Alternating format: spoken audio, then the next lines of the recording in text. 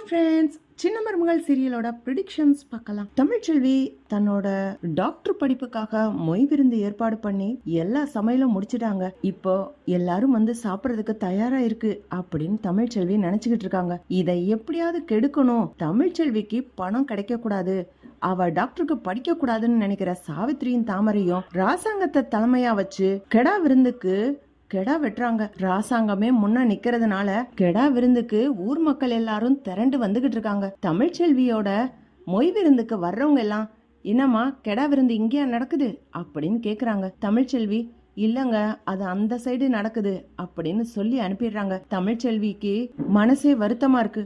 நம்மளும் தான் சாப்பாடு போடுறோம், இங்க யாருமே சாப்பிடுறதுக்கு வரலையே, என்ன பண்றது? எல்லா சாப்பாடும் வீணா போறதுக்குள்ள பக்கத்து ஊர்ல ஒரு முதியோர் இல்லம் இருக்கு, அங்க சாப்பாடை கொடுத்து அனுப்பிடுவோம் அப்படின்னு கருப்பு கிட்ட சொல்லி தமிழ்ச்செல்வி சாப்பாடெல்லாம் அனுப்புறதுக்கு ரெடியா இருக்காங்க. சாவித்திரி கெடா விருந்த தடபுடல ஏற்பாடு பண்ணிருக்காங்க. ஒரு சனமே வந்து காத்து கிடக்குது. கரெக்டா அந்த நேரத்துக்கு கெடா விருந்து நடக்கிற இடத்துல சாமியார் மாதிரி தோற்றத்துல இருக்கிற ஒருத்தர் வந்து, அம்மா சாப்பிடலாமா அப்படின்னு கேக்குறாரு. சாவித்திரியின் தாமரையும் பார்த்துட்டு, ஐயா உங்களுக்கான சாப்பாடெல்லாம் இங்கே கிடையாது, என்ன கெடா விருந்துன்னு கேள்விப்பட்ட உடனே திரண்டு வந்துட்டீங்க, எங்க இருந்து வர்றீங்க, எம்பட்டு நாள் பட்டினியா இருந்தீங்க, எங்க வீட்டு கெடா விருந்துக்காக காத்திருந்த மாதிரி தெரியுது, உங்களுக்கெல்லாம் இங்க சாப்பாடு கிடைக்காது அப்படின்னு சாவித்திரி சொல்றாங்க. என்னம்மா, ஏன் எங்களுக்கெல்லாம் இங்க சாப்பாடு போட மாட்டீங்களா?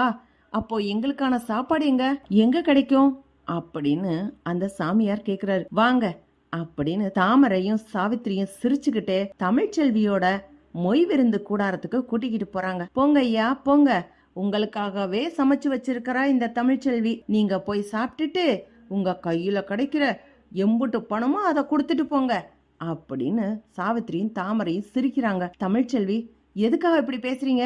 அவர் பசின்னு தானே வந்திருக்காரு.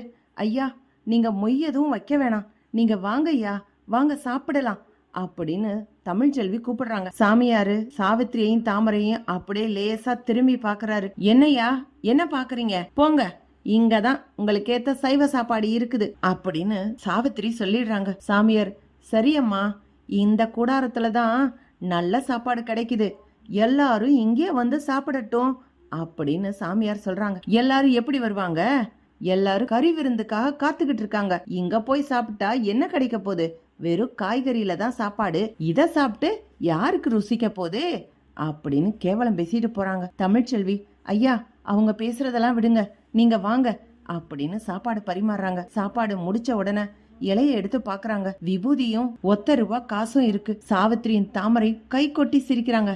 என்ன தமிழ்ச்செல்வி, பெரிய பணக்காரருக்கு சாப்பாடு போட்டிருக்க போல, மொய் விருந்துக்கு ஏற்பாடு பண்ணி பெரிய பெரிய பணக்காரங்க வருவாங்க, ஊர்ச்சனெல்லாம் வந்து மொய் வைக்கணும் பார்த்தா இலைக்கு கீழே வெறும் விபூதி இருக்கு, இத வச்சு நீ டாக்டருக்கு படிச்சுக்கோ தமிழ்ச்செல்வி அப்படின்னு சொல்றாங்க. தமிழ்ச்செல்வி உடனே, பரவாயில்ல, எதுவா இருந்தா என்ன, அவங்களால என்ன முடியுதோ அதைத்தான் இலைக்கு கீழே வைப்பாங்க, இதையே நான் மொய்யா நினைச்சு எடுத்துக்கிறேன், எனக்கு ரொம்ப சந்தோஷம்தான் அப்படின்னு தமிழ்ச்செல்வி எடுத்து பணம் போடுற பையில அந்த ₹1 விபூதியையும் போடுறாங்க. கறி விருந்து தொடங்க ஆரம்பிக்குது.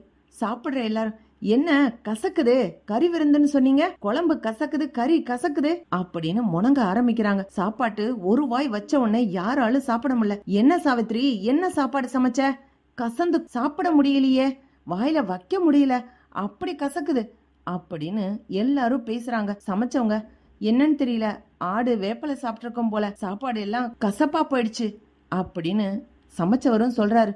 என் மேல எந்த குத்தமும் இல்ல, நான் நல்லா தான் சமைச்சேன் அப்படின்னு ராசாங்கத்திட்ட வந்து மன்னிப்பு கேட்கிறாரு. ராசாங்கம் சொல்றாரு, சரி சரி விடுங்க, இது ஏதோ தெய்வ குத்தமாய் போச்சு. சாவித்ரி, நீ எதுக்காக இந்த கறி விருந்து ஏற்பாடு பண்ணன? இல்ல அண்ணே, சாமிக்கு வேண்டிட்டு தான் கெடா வெட்டுனே, பாத்தியா நீ ஏதோ விரதத்தை சரியா இருக்கல, தப்பு செஞ்சிருக்கிற, அதனாலதான் ஊரு சனமே உட்கார்ந்துருக்கு, சாப்பாடு பரிமாறியாச்சு, சாப்பாடை எடுத்து ஒரு வாய் வாயில வைக்க முடியல, இப்படி கசப்பா இருந்தா யாரு சாப்பிடுவா, எல்லாம் கை கழுவிட்டு தமிழ்ச்செல்வியோட மொய் விருந்துக்கு போயிட்டாங்க பார் அப்படின்னு ராசாங்கம் சொல்றாரு. போறவங்க எல்லாமே, என்ன சாவித்ரி, தமிழ்ச்செல்விக்கு போட்டியா கறி விருந்து ஆக்குறோம்னு சொல்லி சொன்னப்பவே நாங்க நினைச்சிருக்கணும், இந்த சாப்பாடு சாப்பிட வாய்க்கு விளங்காதுன்னு நினைச்சு, நீ தமிழ்ச்செல்விக்கு போட்டியா தானே இந்த சாப்பாடு சமைச்ச, உண்மையாவே சாமிக்கு வேண்டிட்டு கெடா வெட்டியிருந்தீனா சாப்பாடு நல்லா இருந்திருக்கும்ல, ₹10 இலையில வச்சுட்டு அங்க போய் நிம்மதியா சாப்பிட்டு வந்திருப்போம். உன் பேச்ச கேட்டு இங்க உட்கார்ந்தான் பாரு அப்படின்னு எல்லாம் திட்டிட்டு போறாங்க. எல்லாரும் தமிழ்ச்செல்வியோட மொய் விருந்துக்கு போறாங்க. அண்ணே அண்ணே, சாப்பாட வண்டியில ஏத்த வேணாம், நிறைய பேரு சாப்பிடுறதுக்கு வராங்க அப்படின்னு தமிழ்ச்செல்வி சந்தோஷப்படுறாங்க. தமிழ்ச்செல்வி, கருப்பு எல்லாரும் சேர்ந்து சாப்பாடு பரிமாறுறாங்க.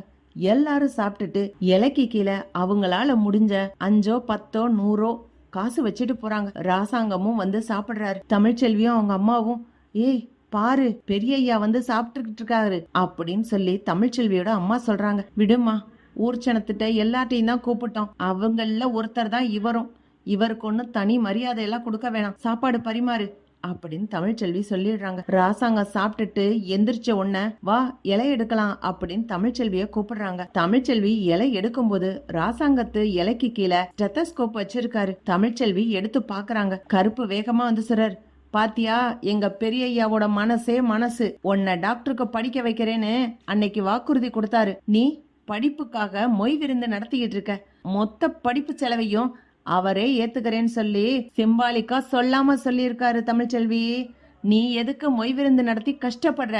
1,00,000 ரூபாய் தானே, அவரே கட்டிடுவேன்னு சொல்லி சொல்லாம சொல்லியிருக்காரு பாத்தியா அப்படின்னு கருப்பு சொல்றாங்க. ராசாங்கமும், கருப்பு, நீ என்ன சரியா புரிஞ்சுகிட்ட கருப்பு, அதுக்கு அர்த்தம் தான் இது. அந்த ஸ்டெத்தஸ்கோப்ப தமிழ்ச்செல்வியை எடுத்துக்க சொல்லு. நீ எங்க கிட்ட பொய் சொல்லி ஏமாத்தின, எங்க குடும்பத்துல மருமகளா வந்துட்டு பொய் சொல்லி ஏமாத்தினதுனால எங்களுக்கு வருத்தம், அதனால்தான் உங்ககிட்ட பேசாம ஒதுக்கி வச்சிருக்கிறோம். அதுக்காக நான் உனக்கு கொடுத்த வாக்க மீற மாட்டேன். உன்னை டாக்டருக்கு படிக்க வைக்கிறேன்னு சொல்லி அன்னைக்கு வளகாப்பு அன்னைக்கு சொன்னேன்ல, அதுக்கு பணம் நான் கட்டுவேன் அப்படின்னு ராசாங்கம் சொல்லிடுறாரு. தமிழ்ச்செல்விக்கு அவ்வளவு சந்தோஷம். இத கேக்குற சாவித்திரியும் தாமரையும் இடிஞ்சு போயிடுறாங்க. ச்சே, எவ்வளவு கெடுதல் பண்ணாலும் இவ எப்ப பார்த்தாலும் ஜெயிச்சுக்கிட்டே இருக்காளே அப்படின்னு. இப்படிதான் போலாம் ஃப்ரெண்ட்ஸ். பக்கம் லைக் பண்ணுங்க, ஷேர் பண்ணுங்க, கமெண்ட் பண்ணுங்க. Thank you friends.